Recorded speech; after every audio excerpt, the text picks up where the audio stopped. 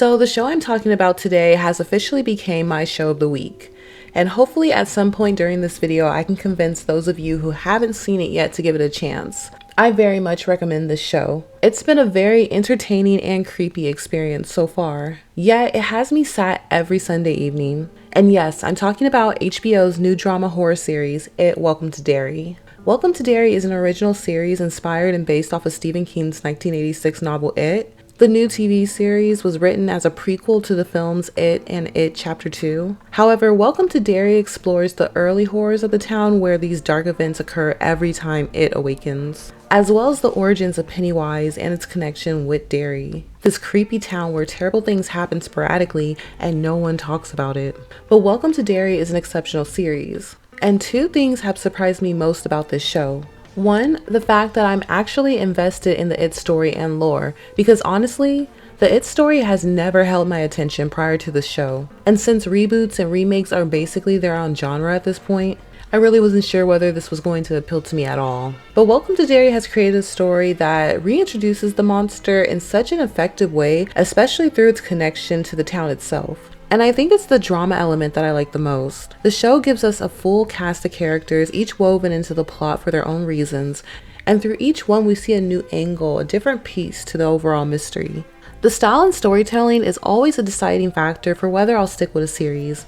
And Welcome to Derry is definitely my vibe. I genuinely like the writing. The mix of different narratives happening at once keeps me invested in the story and in each nearly hour-long episode. The story feels clever, layered, and overall more fleshed out. Clearer, more intriguing mystery than I expected.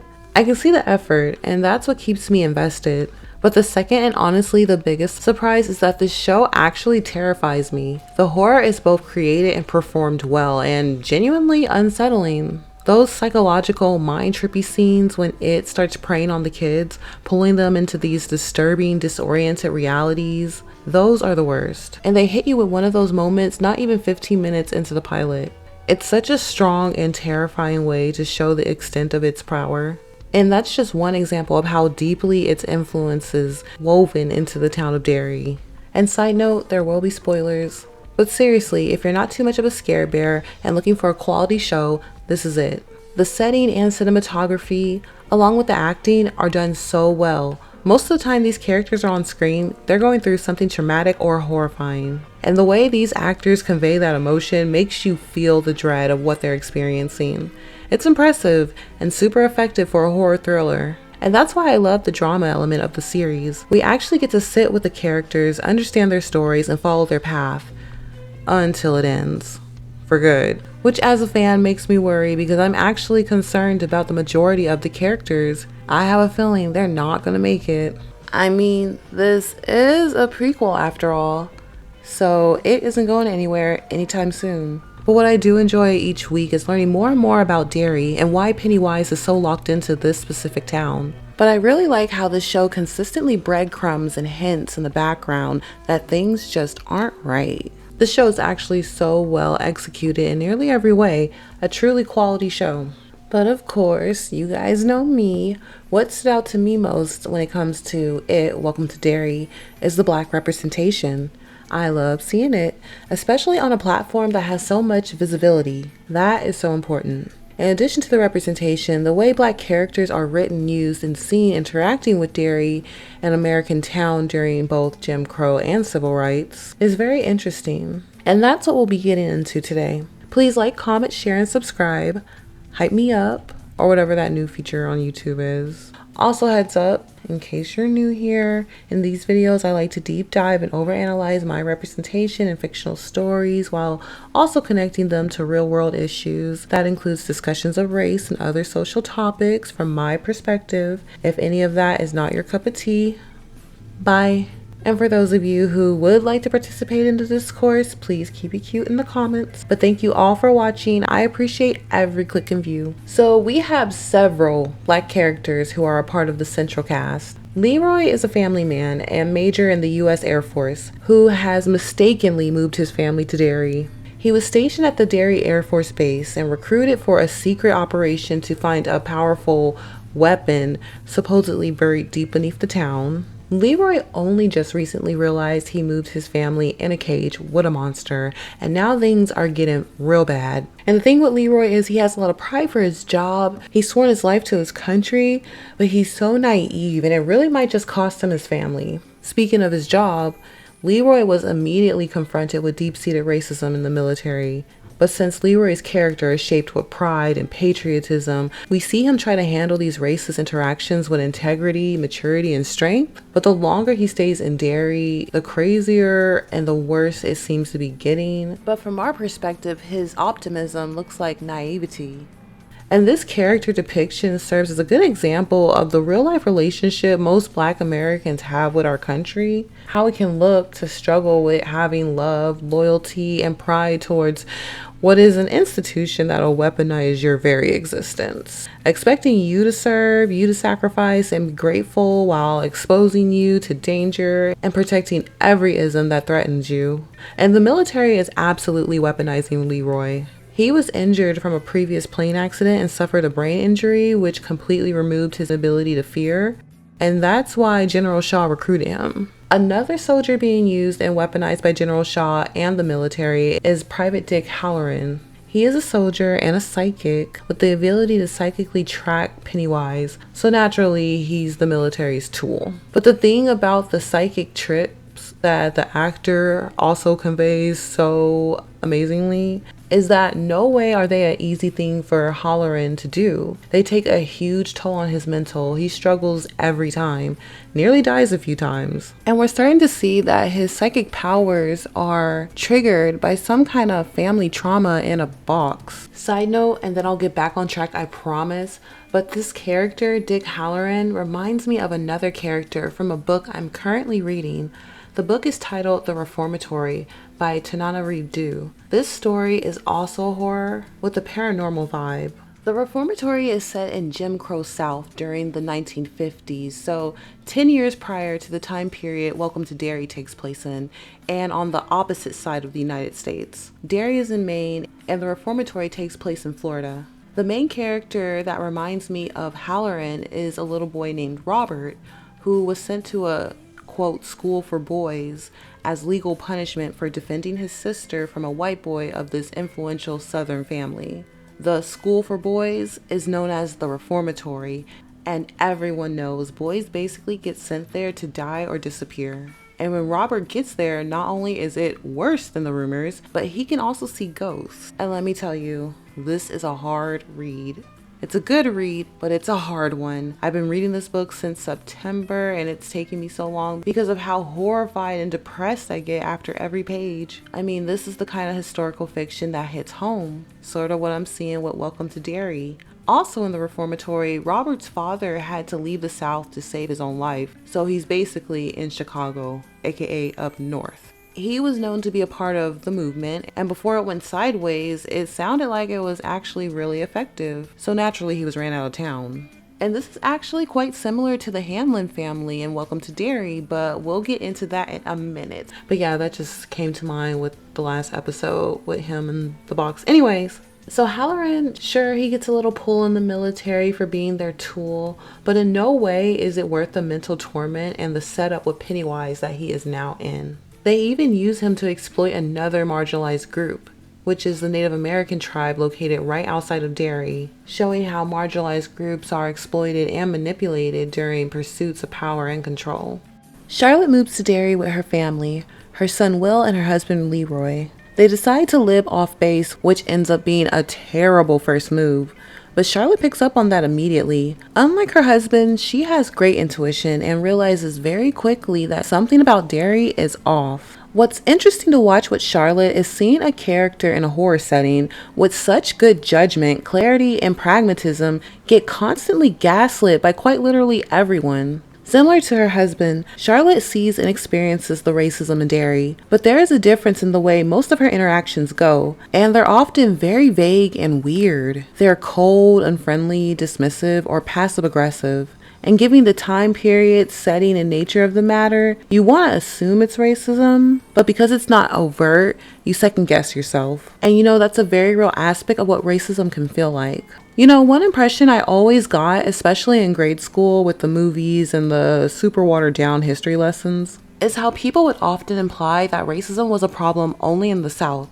And maybe because of how rich the South got from slavery, how they lost a war over it, and how even to this day you can still find people still upholding to the same racist ideologies of their clan ancestors. And while all of that is true, that framing still undermines the gravity of American slavery and racism. I personally find that a lot of people are disingenuous already about the history of American slavery, constantly playing it down or trying to make it seem like a Southern issue. And one major way they do this is by localizing racism, acting like slavery only existed in the South, which in reality, enslaved Africans were present all over the US colonies from as early as the 1500s onward. So it's super disingenuous because let me tell you, racism never takes a break. It never gets tired. And this year has proven that alone. Real racism is not like Pennywise. It's not stuck in one specific town in America. Being gaslit about feeling discrimination is the worst, and Charlotte experiences this too. Derry is a fictional town in Maine, and when Charlotte questions if Hank Gorgon, we'll get into him in a moment, had proper legal counsel after being arrested, Derry PD popped off on her saying, "This isn't the South, ma'am." Charlotte is the one who points out that the adults in Derry aren't normal. They're completely desensitized to the violence among children, which is especially chilling since several children are missing. Charlotte clearly understands the reality of her family's situation in Derry. She understands that her husband has committed his life to serving the country, and so she's decided that her role will be to help influence the country to go in a direction that can become a good situation for them all, which is the foundation of civil rights. There were other things, meetings, marches. Please. The movement? Mm-hmm. The major is worried my activism will reflect poorly on him with his colleagues, hamper his ascent up the military food chain. I can see how that could be a concern, man. And so we see Charlotte is also a civil rights activist. And I'm pretty sure, correct me if I'm wrong, that it's mentioned or hinted in the early episodes that they had to leave the South because of something Charlotte was involved with that was civil rights adjacent. And please don't bring up Shreveport like we didn't move here for you. So that brick through our car window, was that for me too, Shaw? So it's my fault now? I'm not the one that's causing trouble. I'm not the one that's making signs. I'm not the one that's sitting in places where I'm not wanted. And I mean, that quality in her is kind of obvious. I mean, right away we get that social justice warrior impression. First when she tries to break up the fight between the kids, and later when she steps in to help Hank Gorgon. Now, before we get to Hank, I have a bit of a rant. If you know me, you know I don't care for social justice warrior trope on Black women in the media. I tried to explain this to y'all in my Proud Family Louder and Prouder video, the one currently titled Why Dejanay, Not Zoe, is the Victim, and a lot of you guys just did not get it. But that's okay. Let's try this one more time in slow-mo. First things first, nothing wrong with activism or being an activist, obviously. The reason I have beef with this personality on Black girls and women in the media is because of the very real consequences having this trope tied to our real identity has. I feel like the SJW Black girl trope is designed to both masculinize and weaponize Black girls and our image, portraying us as the fighter and the disruptor of society, which to some may sound cool, but is actually quite dangerous, especially in our current climate. By making Black women the face of opposition instead of empowerment, it paints a target on our backs. And when you consider that Black girls are one of the least protected groups, if not the least protected group, this trope becomes genuinely harmful. A lot of Black girls identify with the SJW trope. I know.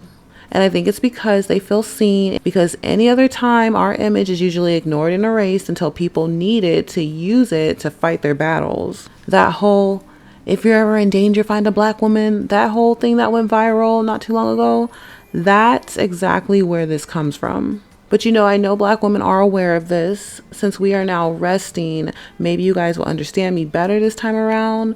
But at the end of the day, I just see the SJW trope as dangerous. It sets up an expectation that Black women must always be the fighters, the shields, and the sad reality is the support we give is almost never reciprocated.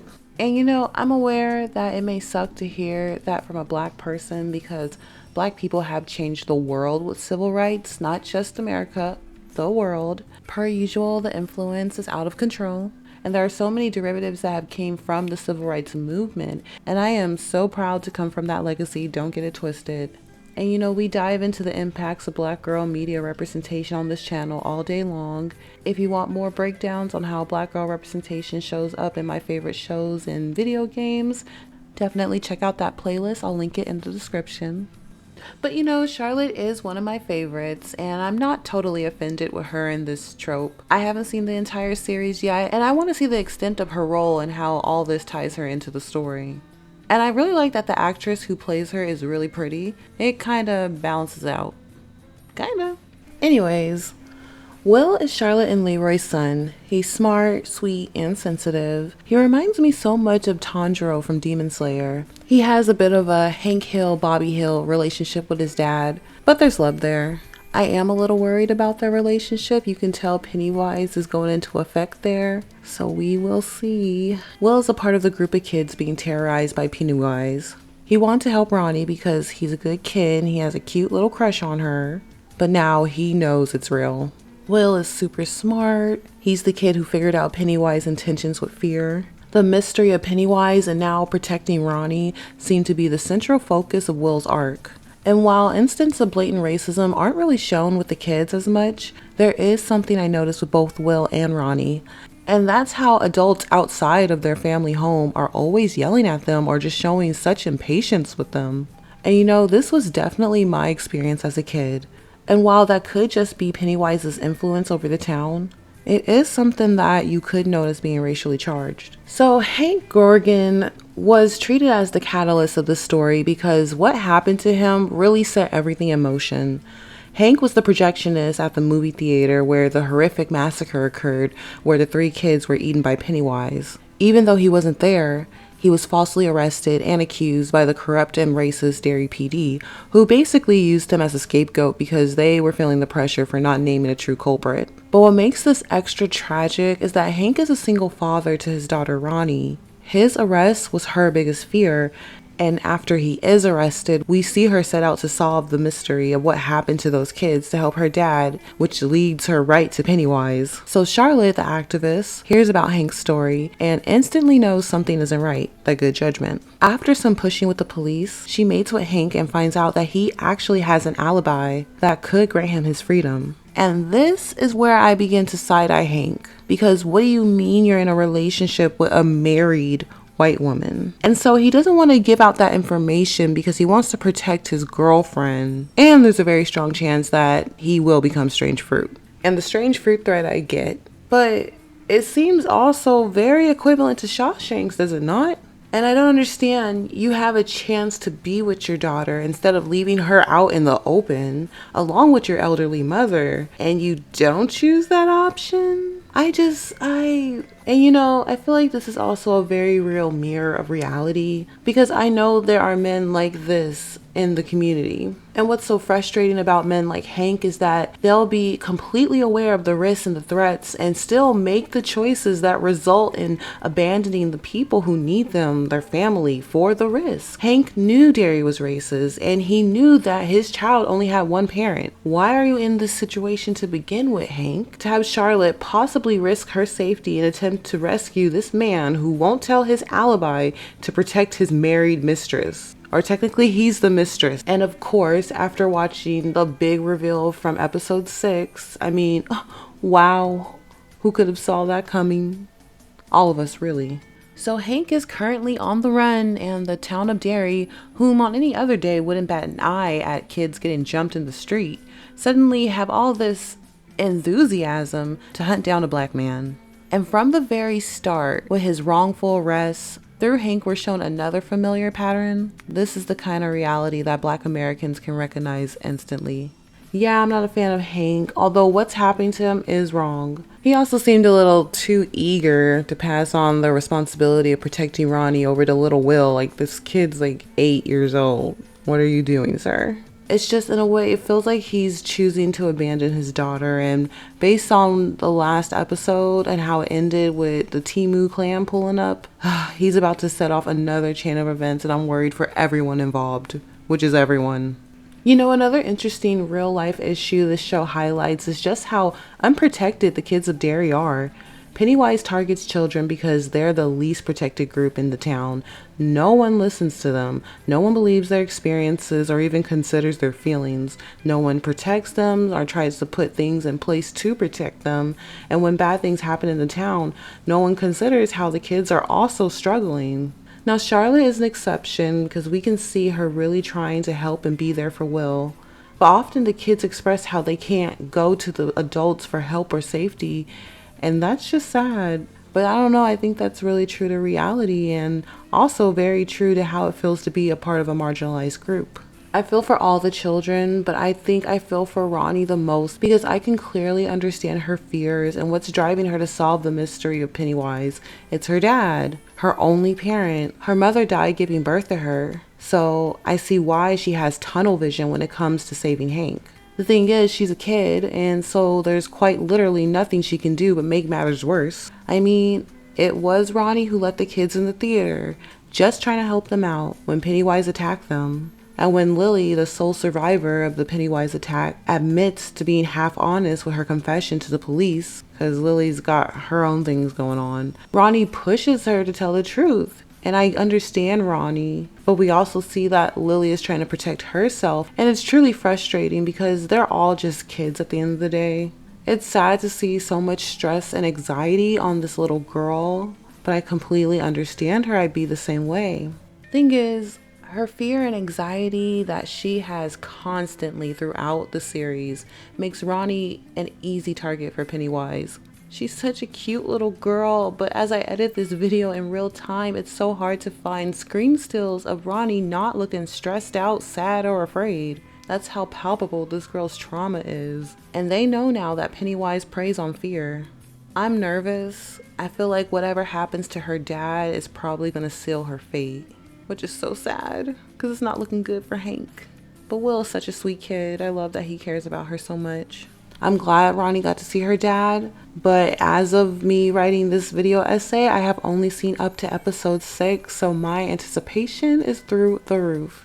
In my opinion, I think Welcome to Derry does a really good job creating an atmosphere and illustrating what Black Americans would experience in this fictional 1960s haunted Northern American town. The Black main cast, in addition to dealing with Derry's secrets and each with their own entanglement and pending doom with this monster, are also seen dealing with the reality of racism. And what's interesting is that in a town where the most gnarly massacres are happening, racism seems to be one of the only things the residents of Derry feel strongly about. That and Paul Bunyan. Racism is portrayed with a lot of accuracy in Derry. In addition to the violence and the blatant hatred, it also depicts the subtle acts too, the weird looks, the unfriendly energy, the passive-aggressive interactions. And depending on the character, we see the different ways racism is weaponized against the Black community of Derry, which leans into the reveal of how all marginalized groups of Derry are being weaponized in some way in order for the military to obtain and control a source of power, also known as it. And what's crazy is that non-Black people like General Shaw act like they're so above racism, as they simultaneously use racism to achieve their goals. Anytime it becomes convenient for them, Derry will use racism against the Black community, and that's exactly where we left off with the latest episode, In the Name of the Father. This episode ended on a cliffhanger that is going to haunt me until next Sunday, but it also inspired this video. But those are my thoughts. Let me know yours in the comments. What do you guys think about it? Welcome to Derry. Have you heard of the show? Are you watching the show? What do you think of the Black representation in this show? What do you think about the show, period? Are you a fan of Stephen King? I only read one book by him this year, and that was The Long Walk. I haven't seen the movie yet. I think the book was enough. Please don't forget to like, share, and subscribe. I will see you guys in the next video. Bye.